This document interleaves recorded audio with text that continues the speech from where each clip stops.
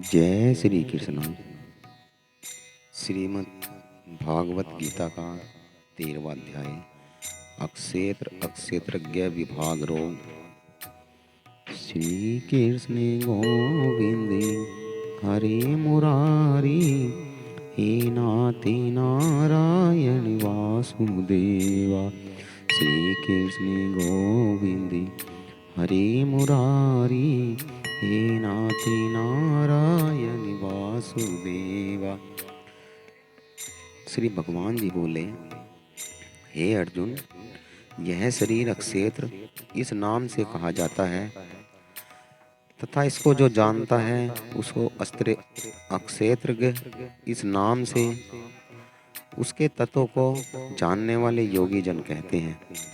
हे अर्जुन, तू सब अक्षेत्रों में अक्षेत्र अर्थात जीवात्मा से भी मुझको ही जान और विकार रहित प्रकृति का और पुरुष का जो तत्व से जानना है वह ज्ञान है, ऐसा मेरा मत है।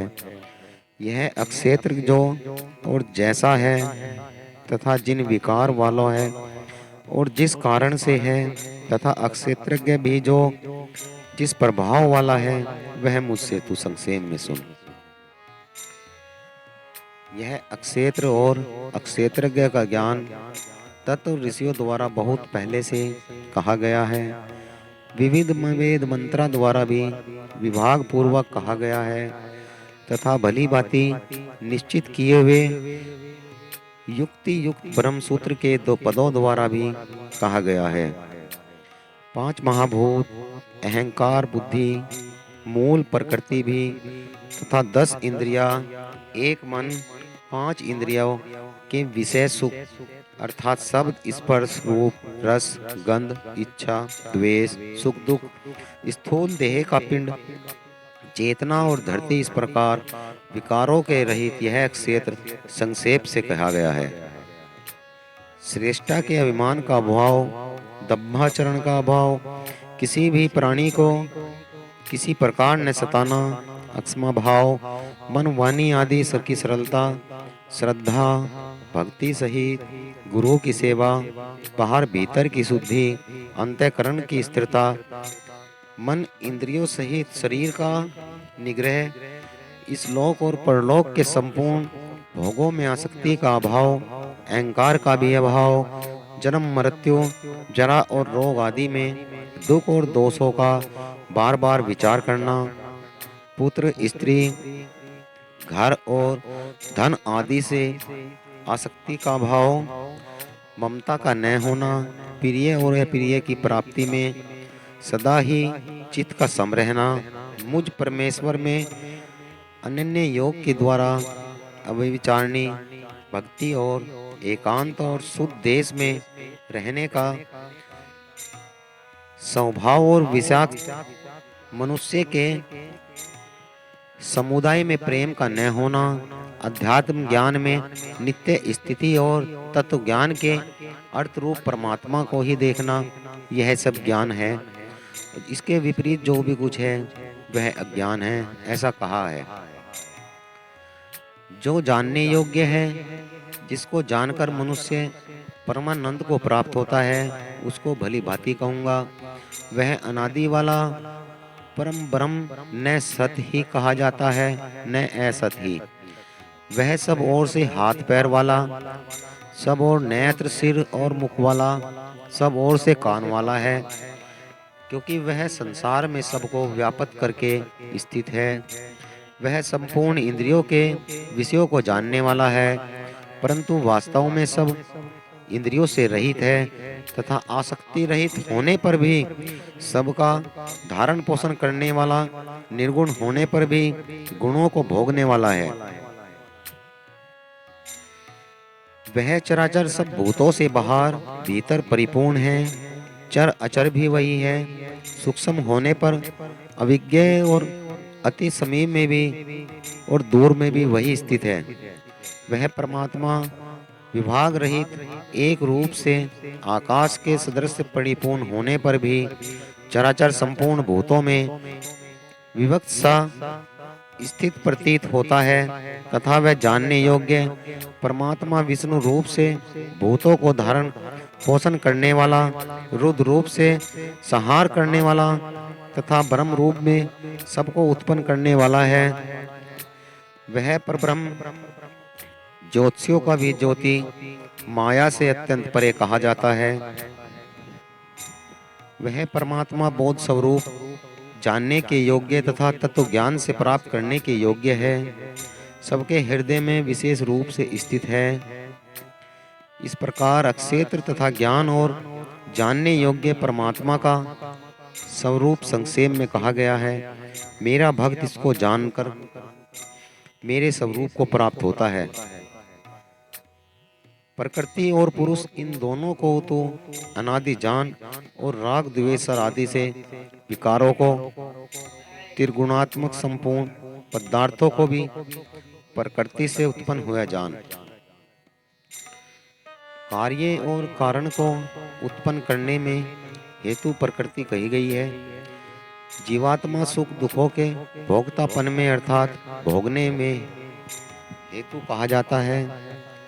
प्रकृति में स्थित ही पुरुष प्रकृति से उत्पन्न पदार्थों को भोगता है। इन गुणों का संग ही जीवात्मा को अच्छी बुरी योनियों में जन्म लेने का कारण है। इस देह में स्थित वह आत्मा वास्तव में परमात्मा ही है।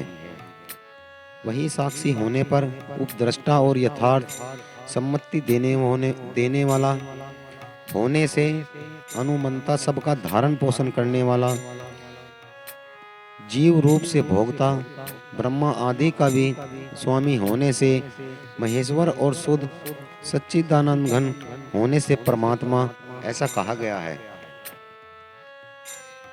इस प्रकार पुरुष को और गुणों के सहित प्रकृति को जो मनुष्य तत्व से जानता है, वह सब प्रकार के कर्तव्य कर्म करता हुआ भी फिर नहीं जन्मता। जो परमात्मा को कितने ही मनुष्य तो शुद्ध हुई सूक्ष्म बुद्धि के द्वारा, ध्यान के द्वारा हृदय में देखते हैं, अन्य कितने ज्ञान योग के द्वारा, कितने ही कर्म योग के द्वारा अर्थात प्राप्त करते हैं, परंतु इनसे दूसरे अर्थात जो मंद बुद्धि वाले पुरुष हैं, वे इस प्रकार न जानते हुए दूसरों के अर्थात तत्व के जानने वाले पुरुष से सुनकर ही तदनुसार उपासना करते हैं। वे श्रवण प्राण पुरुष भी मृत्यु रूप संसार सागर को निसंदेह तर जाते हैं। हे अर्जुन, यावन मात्र जितने भी स्थावंतर जंगम प्राणी उत्पन्न होते हैं, उन सबको तू अक्षेत्र और अक्षत्रज्ञ के संयोग से ही उत्पन्न जान। जो पुरुष नष्ट होते हुए चराचर भूतों में परमेश्वर को नाश रहित और संभाव से देखता है, वही यथार्थ देखता है। क्योंकि जो पुरुष सब में संभाव से स्थित परमेश्वर को समान देखता हुआ अपने द्वारा अपने को नष्ट नहीं करता, इससे वह परम गति को प्राप्त होता है। जो पुरुष संपूर्ण कर्मों को सब प्रकार से प्रकृति के द्वारा ही किए जाते देखता है, वह आत्मा को अकर्ता देखता है, वही यथार्थ देखता है। जिस क्षण यह पुरुष भूतों के पृथक पृथक भाव को एक परमात्मा में ही स्थित तथा उस परमात्मा से ही संपूर्ण भूतों का विस्तार देखता है, उसी क्षण वह परब्रह्म को प्राप्त हो जाता है। हे अर्जुन, अनादि होने से और निर्गुण होने से यह अविनाशी परमात्मा शरीर में स्थित होने पर भी वास्तव में न तो कुछ करता है, न ही लिप्त होता है।